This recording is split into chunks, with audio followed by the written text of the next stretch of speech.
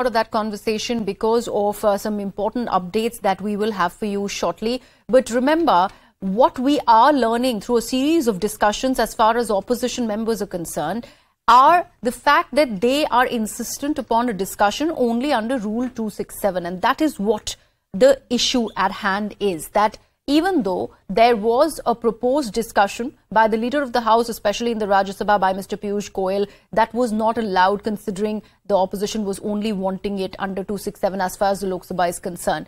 Even after the Rajya Sabha chairperson, Mr. Jagdeep Dhankar, in fact, had a deliberation discussion with the Leader of Opposition, Mr. Mallikarjun Kharge, nothing really did to go ahead and avoid that stalemate. And what ended up was that the Rajya Sabha had to be adjourned for the day, like the lower house of the parliament. Let me actually take this across to my guest who's joining me on the broadcast, Mr. Tausif Rahman, who is the spokesperson of the Trinamool Congress, is with us. Also with us is Guruprakash Paswan of the BJP. We'll also have a member of the Congress party join us very, very shortly. Let me actually take this across to you, Mr. Paswan. The opposition is talking about grave issues in Manipur that needs to see the light of day, at least in the seat of democracy, that's the parliament. And they are accusing the centre of not having that discussion as of primary importance under 267. Why are you pressed upon it having as a short-term discussion under 176 as opposed to 267, sir? A very warm good evening to you and my fellow panelists. We must need to understand that the opposition is delving into this diversionary tactic. Before the start of the monsoon session, all of us remember that when the Honorable Prime Minister addressed the media, he categorically said, "Hamare hriday mein krodh hai." Our hearts are filled with anger. Our hearts are filled with disgust. Number two, you said a discussion must be initiated on Manipur. The government agreed. It is the area under the jurisdiction of the Union Home Minister, Mr. Amit Shah. He was personally monitoring the entire situation since day zero. He has welcomed the discussion. He has encouraged the discussion.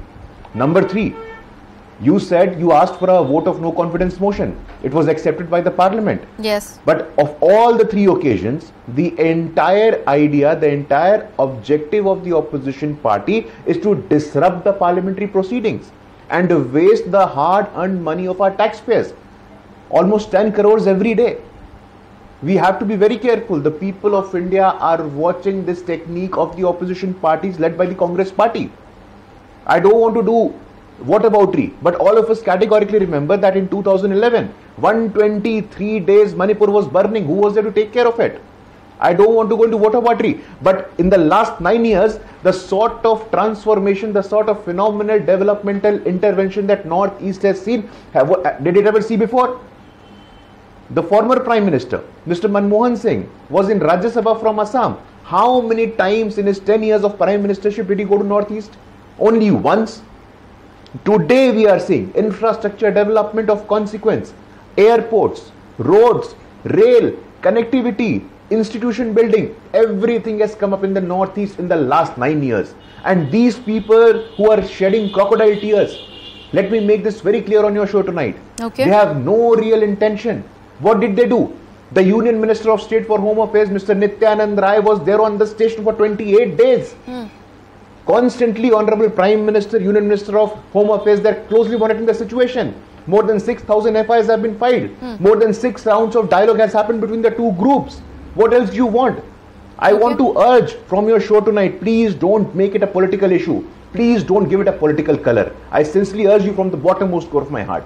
Okay. Since you say that, Mr. Paswan, let me actually first introduce the other members on the panel. Sujata Paul of the Congress Party is also with us on the broadcast, and Arun Anand, who's a consulting editor, First Post, has also joined us this evening. But let me actually take this across to Mr. Rahman of the Trinamool Congress. Mr. Rahman, there was, a special delegate. In fact, there was a provision in the West Bengal Assembly, a proposal that was sent out by the Chief Minister of the state, which actually had seen the BJP walk out of the West Bengal Assembly on this issue, on Manipur. While on the one hand, you have the BJP spokesperson claiming that there is ample discussion, deliberation, also on-ground work that's been done when it comes to the situation in Manipur. What we are seeing when it is about certain states vis-a-vis Bengal or Rajasthan, as they've been claiming, they do not want to discuss the Manipur situation unless and until there's also a discussion on crime against women in the states like West Bengal. Why am I bringing this up is because, like I said at the beginning of the show, the Chief Justice of the country today said that while these important issues are also there that need discussion, comparing it to what has happened in Manipur isn't right at all. How do you see this move by the opposition vis-a-vis that statement, sir? Mr. Rahman. Good evening to everyone. Ma'am, absolutely what you were saying, it's absolutely correct, and I do understand your stand because you've been always attacked by the opposition that what about Rajasthan, what about Bengal, what about Chhattisgarh. But the only phrase in Hindi we call ab pachta kar kya fayda jab chudiyan chug gayi khet.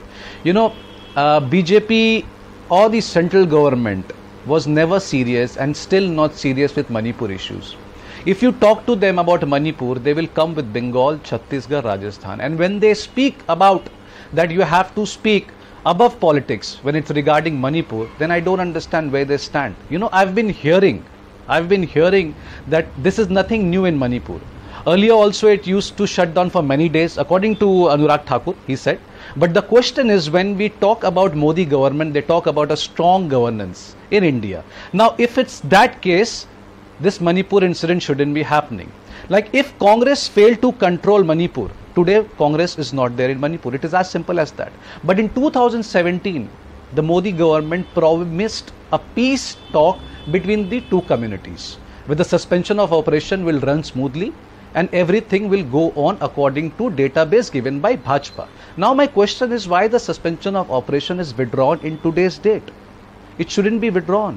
And why Narendra Modi is not willing to talk? I mean, today the no confidence motion happened, and according to the parampara of parliament, the date will be given. Narendra Modi might come. Again, we are not sure whether he will come and address or not. But the thing is that in 2014, the main objective given to all the people in India was अब की मोदी सरकार को जिताना है, उनको दिल्ली लेकर जाना है, parliament लेकर जाना है, उनको चौकीदार उनसे ही करवाना है. Because in parliament also Modi सरकार said that मैं आपका चौकीदार हूँ. So why we would like to hear from Amit Shah, Piyush Goyal, Anurag Thakur or Smriti Irani?